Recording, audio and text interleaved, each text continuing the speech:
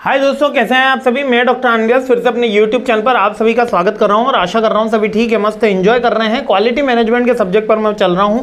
6 most important question पर मैं आ गया हूं। जल्दी से देख लेते हैं 6 क्वेश्चन कौन सा है। क्वालिटी फंक्शन डिप्लॉयमेंट, ये क्वेश्चन एक थोड़ा सा लेंदी क्वेश्चन आता है। क्वालिटी फंक्शन डिप्लॉयमेंट होता क्या है? बेसिकली क्वालिटी फंक्शन डिप्लॉयमेंट एक डिपार्टमेंट होता है, एक ऑर्गेनाइजेशन होती है, पूरा का पूरा एक सिस्टम होता है जो क्वालिटी को एश्योर करने में, क्वालिटी को कंप्लीट करने में, क्वालिटी को अचीव करने में हेल्प करता है।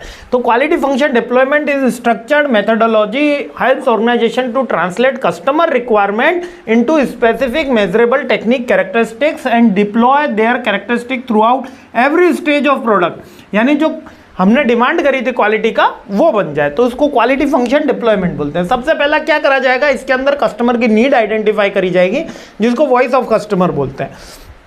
सेकेंड स्टेज पे हम क्या करेंगे, house of quality. House of quality का मतलब ये हमारी इंटरनल बात है।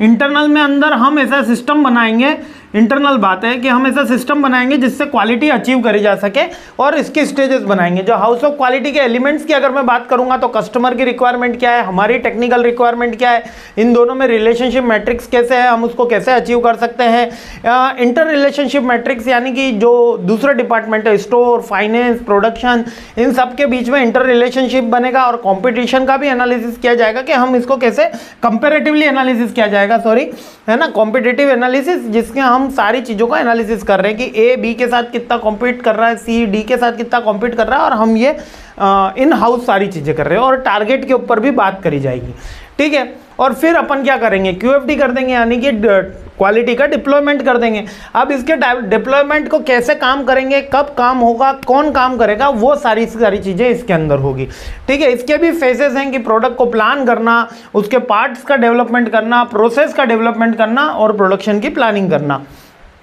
ठीक है। तो बहुत सिंपल है, बट थोड़ा सा इसके अंदर डिटेल है।